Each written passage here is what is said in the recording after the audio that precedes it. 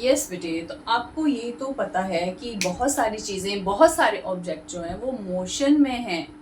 हमारे आसपास बहुत सारी चीज़ें मोशन में हैं। कई बार तो कुछ चीज़ें मोशन में होती है और हमें पता भी नहीं चलता they are in motion, like our planets. हम सबको पता है कि हमारी जो अर्थ है दैट इज रोटेटिंग। जो हमारी अर्थ है वो कंटिन्यूसली मूव कर रही है, बट हम वो मूवमेंट फील कर पाते हैं? नहीं फील कर पाते। कब फील कर पाते हैं? जब अर्थ को एक आता है तब वो मूवमेंट फील कर पाते हैं हम कि हाँ अर्थ में कुछ मूवमेंट हुआ है। बट जनरली हमारी अर्थ कंटिन्यूसली रोटेट कर रही है अराउंड इट्स एक्सिस और अराउंड द सन ऑल्सो, तो इस मूवमेंट को हम फील नहीं कर पाते। ठीक है।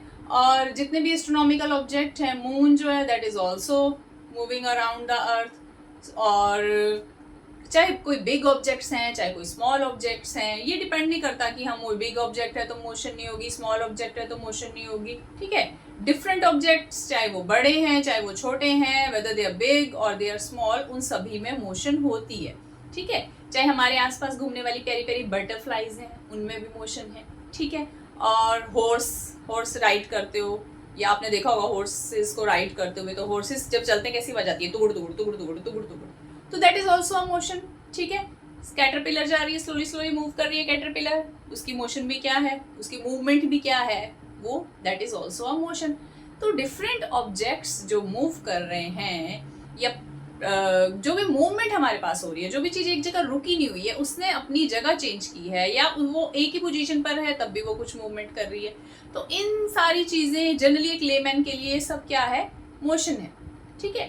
बट साइंस में, आप साइंस स्टूडेंट हो और अब आप हो 9th में, तो 9th क्लास में आप छोटे बच्चे नहीं रह गए, अब आप थोड़े बड़े हो गए हो, थोड़े ग्रोन अप हो गए हो, थोड़ी चीज़ों को अच्छे से, बहुत ज़्यादा साइंटिफिक पॉइंट ऑफ व्यू से आप चीज़ों को देखोगे, समझोगे, सर्च करोगे, उनका आंसर जानने की कोशिश करोगे, बहुत सारे क्वेश्चंस आएंगे आपके माइंड में, और आपके अंदर क्यूरियोसिटी होगी उन क्वेश्चंस का आंसर जानने के लिए, जिसके लिए आप अपनी टीचर्स की हेल्प ले सकते हो, अपने पेरेंट्स की हेल्प ले सकते हो, और हमारे सबसे बड़े गुरु चैट जीपीटी की मदद ले सकते हो, गूगल की मदद ले सकते हो। और अगर अभी आप वो आंसर्स नहीं भी फाइंड कर पाए, तो हायर क्लासेस में ऑब्वियसली आप उन सभी क्वेश्चंस के, जो भी क्वेश्चंस आपके माइंड में आ रहे हैं, उनके आंसर आप फाइंड कर सकते हो।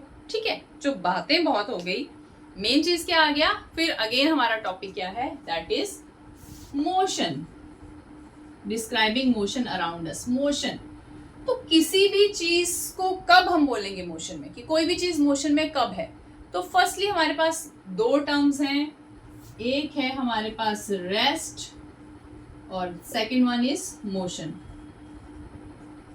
तो रेस्ट के लिए आप क्या बोलोगे, when an object does not change its position with time, it is at rest. When an object does not changes its position with time, it is at rest. कोई भी ऑब्जेक्ट अगर अपनी पोजीशन टाइम के साथ साथ change नहीं कर रहा, तो वो ऑब्जेक्ट कौन सी पोजीशन में होगा, कौन सी सिचुएशन में होगा, that object is at rest. Object means कुछ भी, chair, table, car, human beings भी ले सकते हो। ठीक है।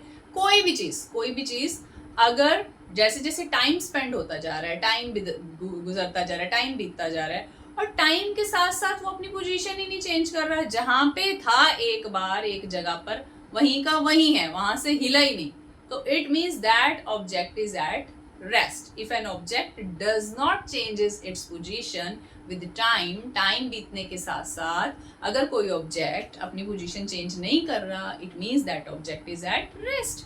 फॉर एग्जाम्पल, टाइम है 5 o'clock, 5 o'clock पे आपने रूम पे आके देखा कि मेरी चेयर पड़ी हुई है एक जगह। ठीक है। आप चले गए रूम से, 5 मिनट बाद फिर आए, फिर आपने देखा 5:05 हो गए और चेयर वहीं की वहीं है, बिल्कुल भी कोई मूवमेंट नहीं है, क्योंकि किसी ने आकर उसको मूव नहीं किया। ठीक है। वो खुद तो लेग्स है नहीं उसकी कि वो चलेगी। ठीक है। It is a non living thing. तो ऑब्जेक्ट टाइम के साथ साथ 5:30 हुए, 5:30 आपने देखा वहीं की वहीं है, बिल्कुल पोजीशन चेंज नहीं हुई, जहां पे थी वहीं की वहीं। तो टाइम के साथ साथ 5 बजे, 5:30 बजे, 8 बजे, 9 बजे, 10 बजे, भाई अगले दिन हो गया, पर ऑब्जेक्ट ने अपनी पोजीशन ही नहीं चेंज की, it means that object is at rest. But अगर दूसरा केस क्या आ गया, अगर आपका ब्रदर आया बीच में, उसने चेयर हिला के दूसरी साइड पे रख दिया, ब्रदर आया, सिस्टर आया, चेयर हिला के मम्मा ने दूसरी साइड रख दी, थोड़ी देर बाद आए, अरे यार ये तो यहाँ थी अब यहाँ चलेगी, मतलब इसकी पोजीशन क्या हो गई है अब, चेंज। इसकी पोजीशन क्या हो गई है, चेंज। तो पोजीशन चेंज कैसे हुई होगी, उसने मूवमेंट करी होगी ना, एक प्लेस से दूसरी प्लेस तक गई, पहले एक जगह थी फिर दूसरी जगह गई, तो मूवमेंट हुई उसमें, उसने कुछ पोजीशन चेंज करी।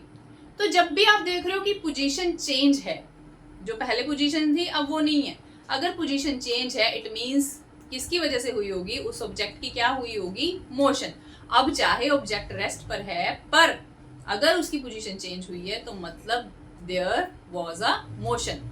तो अगर टाइम के साथ साथ ऑब्जेक्ट अपनी पोजीशन चेंज नहीं कर रहा, दैट इज एट रेस्ट। अगर टाइम के साथ साथ ऑब्जेक्ट अपनी पोजीशन चेंज कर रहा है तो उसका मतलब वो मोशन में था। ओके, और मोशन के लिए क्या बोलोगे, if an object changes its position with time, if object changes its position with time, it is in motion। Time के साथ साथ पोजीशन चेंज हो रही है भाई। अभी आप खड़े हो बाहर, बस रुकी हुई थी, थोड़ी देर बाद देखा आपने कि बस उधर आगे चलेगी और आगे चलेगी, या कार है, आपने देखा अभी यहाँ थी कार और आगे गई और आगे गई और आगे गई, बड़ी दूर चली गई। ठीक है, तो क्या होगा, अगर बस ने अपनी पोजीशन चेंज की है टाइम के साथ साथ, जैसे जैसे टाइम स्पेंड होता गया वो मूवमेंट कर रही है, पहले वाली पोजीशन पर नहीं थी, पोजीशन चेंज हो रही है कंटिन्यूसली, तब आप क्या बोलोगे, जो हमारा ऑब्जेक्ट है that object is in motion. Change in position with time then motion, change in position with time is not there then rest. Okay, so this is the first thing जिसके बारे में आपको पता होना चाहिए, रेस्ट एंड मोशन।